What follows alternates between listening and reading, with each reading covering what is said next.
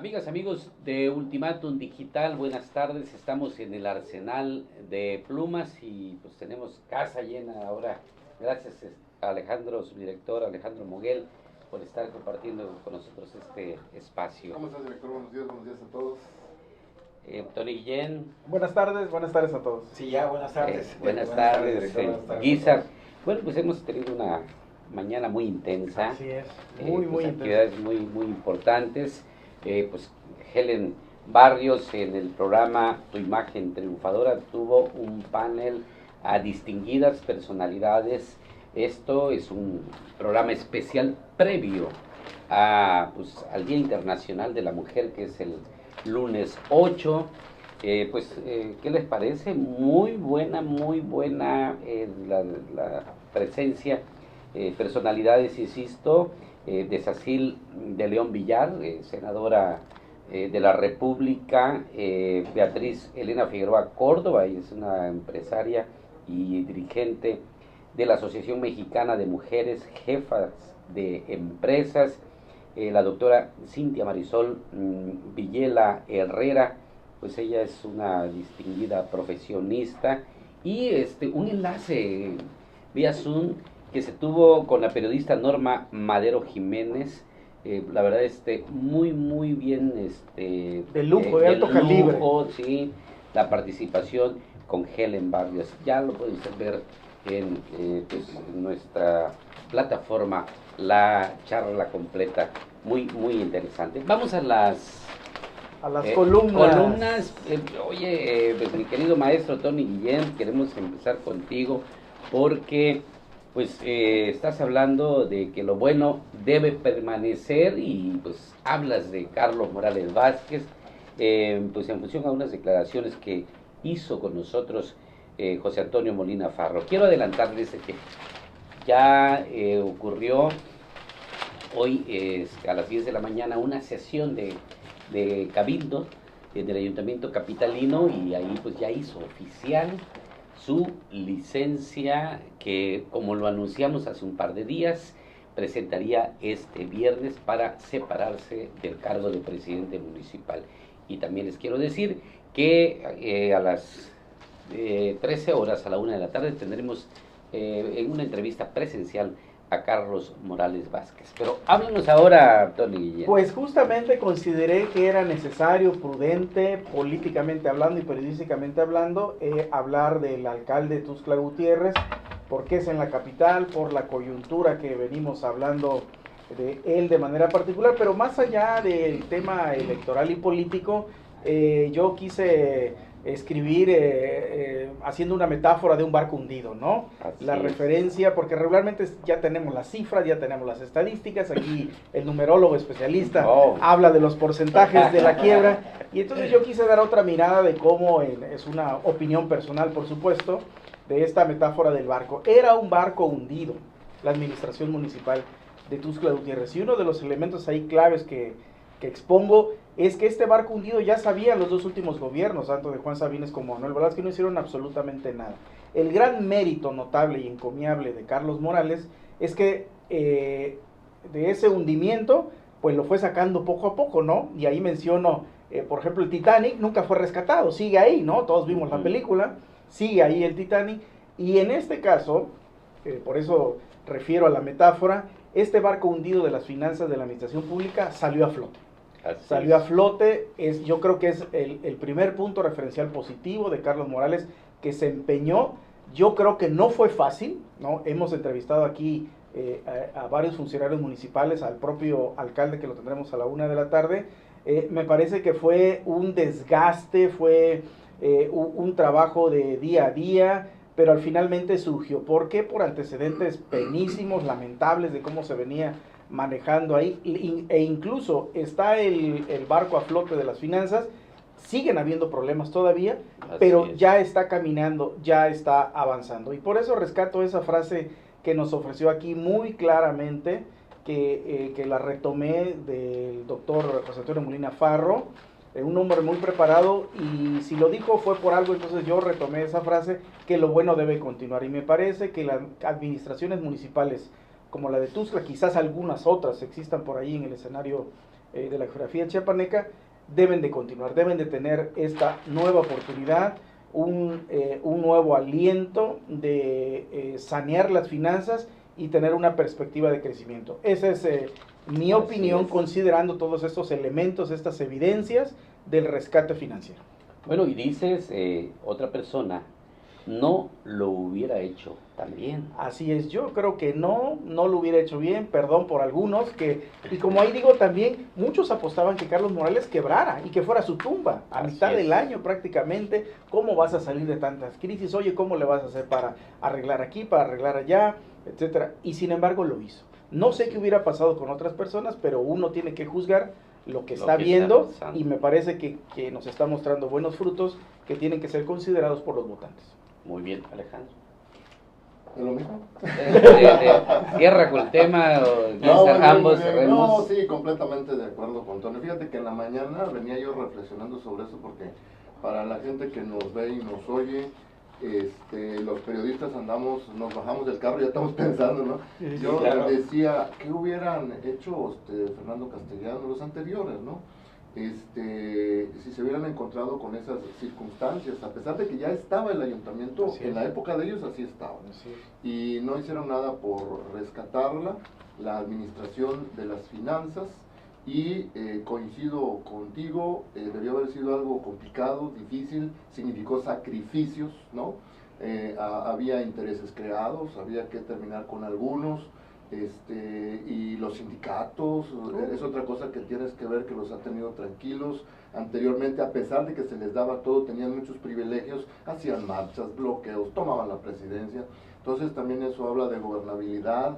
Son varios aspectos a tocar, que ya en su momento, supongo yo, cuando termine la administración pase lo que pase en las elecciones que vienen, habremos de hacer un balance mucho más completo, pero como va la administración, pues más calles pavimentadas, más iluminación, decía yo, gobernabilidad, la basura, a pesar de algunos problemas de estos aparatos que ponen ahí en las esquinas, ¿cómo se llaman? Los contenedores.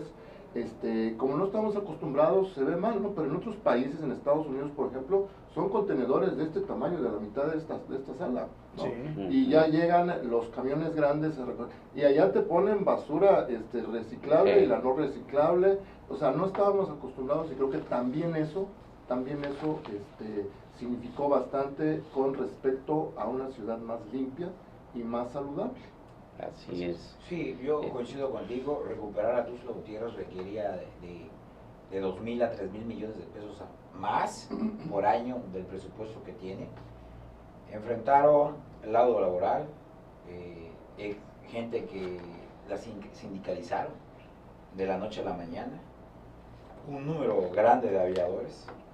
¿Qué hizo el presidente municipal? Pues limpiar y dejar a la gente que realmente tenía que trabajar en el ayuntamiento. Aún así hemos visto resultados, una capital, un municipio que desde el último buen sabor de boca que nos dejaron los alcaldes, prácticamente era Vicky Rincón. Estamos hablando, fíjate, del gobierno de Pablo Salazar Mendiguchía. Pasó a Juan Sabines, ahí vino lo de mal, y vino la caída. Vino el gobierno de Manuel Velasco, en el municipio de Tuxtla Gutiérrez le fue peor a Tuxtla. Y ahorita es que llega un alcalde que le da un tinte diferente a la capital Tuxtla Gutiérrez. Y cuando vas llegando a Tuxtla, ya sea por la vieja carretera a San Cristóbal o por la autopista, ves una ciudad más alumbrada. El Parque Morelos o Parque Bicentenario antes estaba a oscuras, está alumbrado. El Parque de la Marimba era increíble, que todos los días hay marimba y que había focos fundidos. Cuando es un centro de reunión para gente adulta o adultos mayores, hoy está alumbrado, está limpio. La jardinería está verde porque todos los días le ponen agua, la gente ya tira, bueno, ya nos estamos acostumbrando, no es fácil, a tirar la basura en un contenedor.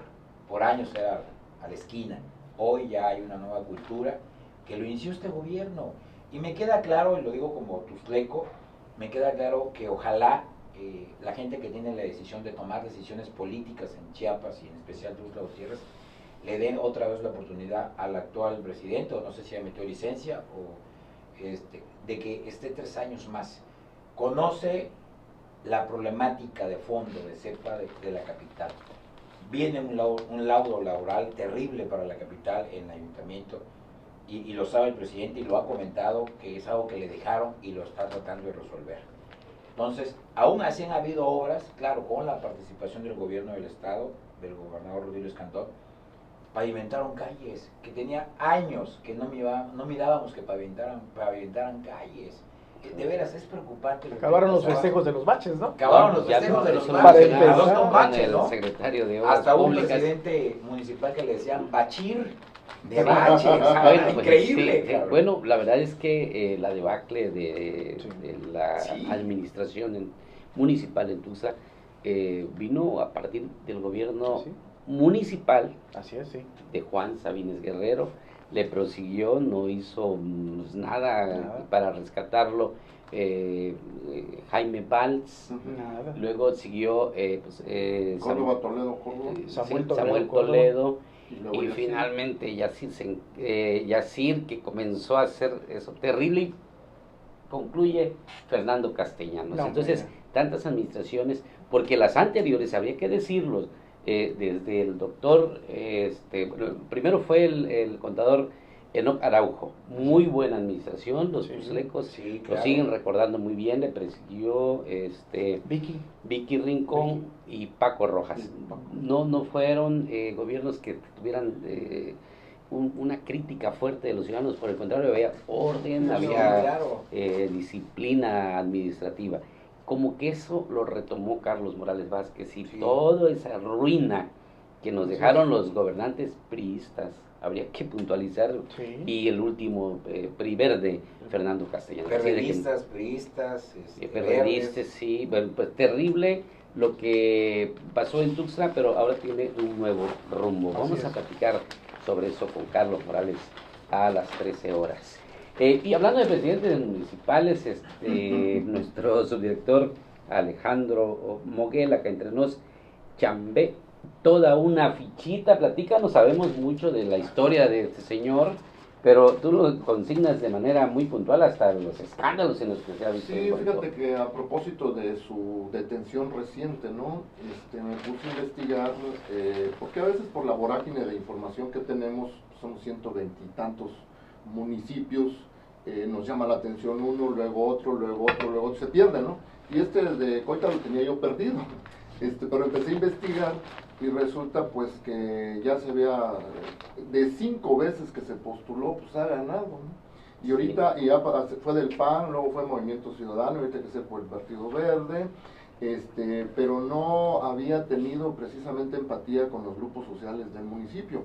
Tanto así que en el 2018, apenas con la elección de Andrés Manuel López Obrador, se quería reelegir por Movimiento Ciudadano, con el partido que llegó a la presidencia, y tuvo muchísimos problemas, le hacían marchas, protestas multitudinarias, Hubo ahí están balacera. las fotos, llegaron a balear de Sí. su casa el día de las elecciones, Así es. 3 días después fueron a balear a su rancho, o sea, sí tenía mucha oposición, y esa oposición llega cuando alguna autoridad ha estado imponiendo cosas, o sea, no concilia con los ciudadanos, entonces logra formar bloques opositores muy fuertes, como en este caso, no es lo que consigno aquí, de todo lo que había pasado en torno a él, y ahorita pues está detenido. No, Y así. además, termino con los temas que abordé, pues el registro de Roberto Serrano Altamirano el día de hoy, líder de la CNOP, se registró ya como precandidato a diputado local por el Distrito 2, que es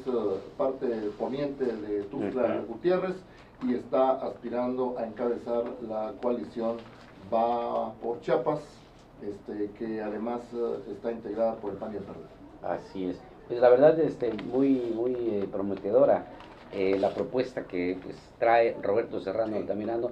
Tiene una gran simpatía pues, en el sector empresarial, ciudadanos que lo conocen. Recuerdo que fue dirigente del Frente Juvenil Revolucionario, Sí. con los priistas, tiene una comunicación muy fluida, no le resulta complicado conectarse con la gente. Yo veo que va a ser una campaña muy, a pesar de la pandemia, de mucha fluidez en la comunicación y el convencimiento. Es un gran proyecto, pues ojalá los ciudadanos se pues sepan diferenciar su voto de que pues Roberto Serrano oferta una gran propuesta política para este distrito y pues para el Congreso del Estado en su momento, ¿no? Muy interesante. Dimos a conocer en vivo el momento de su registro y ahí pues Pacheco hizo una entrevista con Roberto Serrano Altamirano. Y bueno, pues Héctor Estrada en la mira, toca un tema que pues la verdad ya lo hemos abordado, pero él lo puntualiza con toda claridad, que pues la pandemia también agudizó incidencia de feminicidios en Chiapas y él empieza diciendo que bueno, pues, sí hay un saldo muy lamentable de muertes, contagios por esta enfermedad, pero la otra pandemia se vivió, se enfrentó en los hogares de las familias chiapanecas, bueno, y seguramente de todo el mundo, pero él habla de nuestro caso, de nuestra entidad, pues, y sí, te imaginas la tensión, el estrés, el encierro, pues está dando datos aquí bastante lamentables. Es un foco rojo que fíjate que hoy pareciera que está en la agenda, pero no ha estado en la agenda de interés no solo de las políticas públicas como hablamos en teoría, sino realmente no ha estado en la agenda de nadie y hoy hace más visible lo que ya existía. Esto es importante distinguir.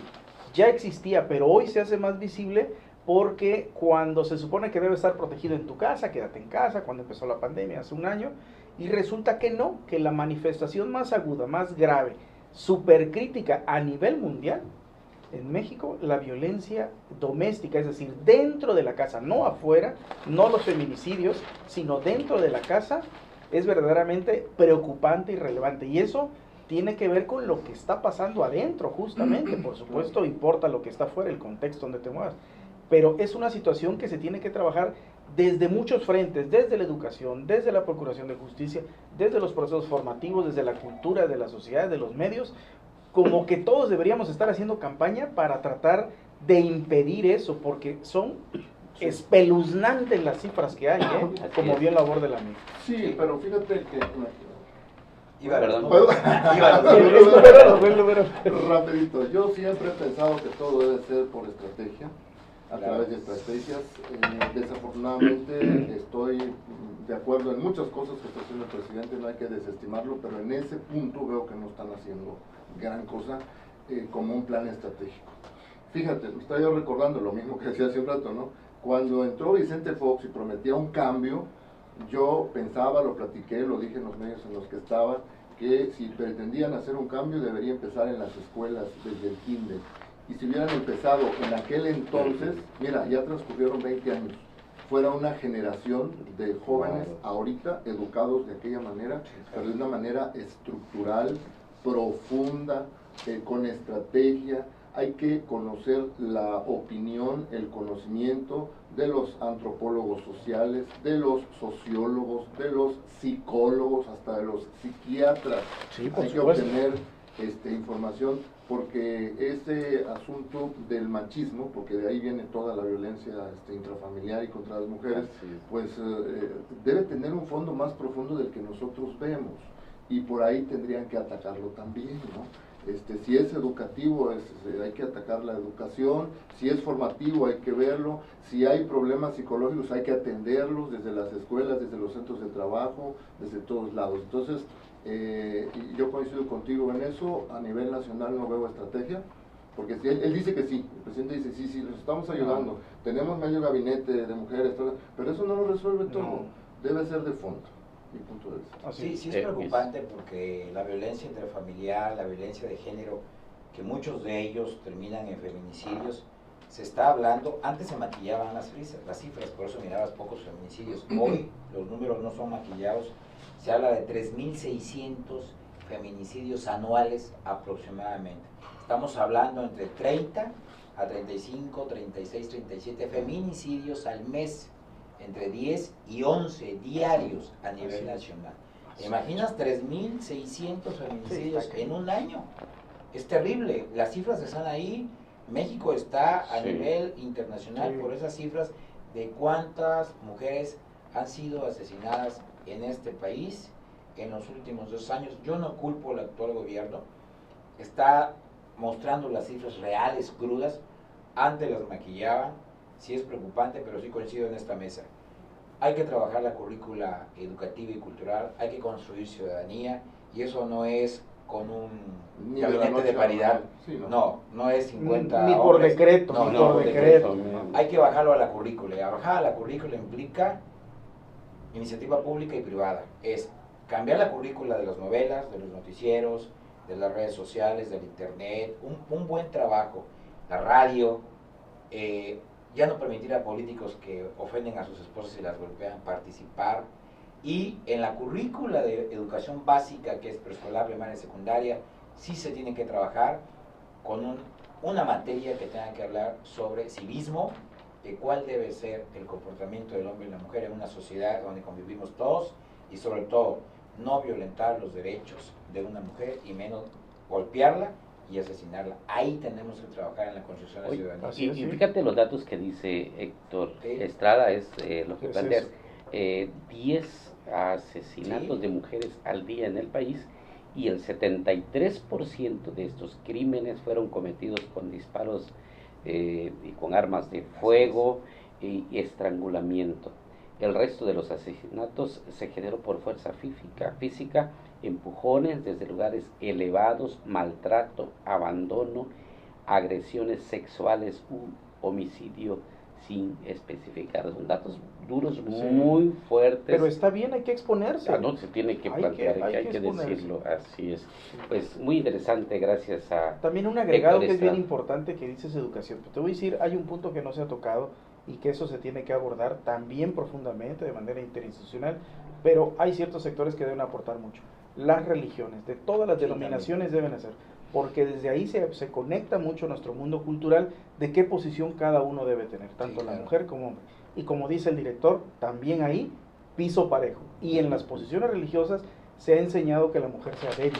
Entonces ahí viene un gran mundo histórico que traemos arrastrando. En fin, mucho que debatir. Pero es muy interesante esa parte. Quiero decirles, es la cultura del occidente, porque entre los aztecas y los mayas, la mujer participaba. La última gobernante de Pacal era una cacique de la península que llegó a gobernar Palenque, que fue la que le cede el poder a su hijo llamado Pacal.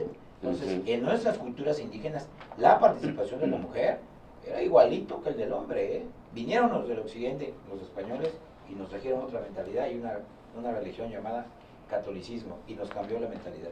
Hay que trabajar de todo. Cuando me llegó lo comentaba con el subdirector anoche, tengo listo tarot político, pues me guardé las municiones porque porque muy interesante, la verdad, cedí mi espacio, pues, con mucho gusto, esta entrega que nos hace Héctor Estrada, muy interesante, y no debe pues dejarse ahí, no dejarse de lado, muy puntual lo que nos escribe. Y pues Cassandra Murillo habla también del COVID, quedarse en casa tampoco es tan seguro, y aquí nos da datos igual muy interesantes. Y pues también el maestro Armando Rojas hace ahí una historia, ¿no? De una persona que... De los Nadelman. Así es, muy interesante. Yo le recomiendo que lea el artículo completo del maestro Armando Rojas Arenas. Concluimos. Antes déjeme comentar, oye, ¿qué está pasando en Berriozábal? Le está dando mucha nota negativa. Pues ayer dimos a conocer un reportaje que presentó Joel Zúñcar, del problema de agua potable en este municipio, y ahora estamos dando a conocer otro suceso que tiene que ver con pues las injusticias laborales, pues estas en las que incurrió el presidente municipal con licencia, que pues ya está buscando ser diputado, pero Ernesto Sarmiento, el que ha quedado al frente de la presidencia municipal, está cometiendo justamente los mismos atropellos. Qué lamentable que esté pasando esto en el municipio de Berriozábal. Tendremos a la 1 a Carlos Morales Vázquez en el estudio de Ultimátum. Nos vemos. Ándale, pues.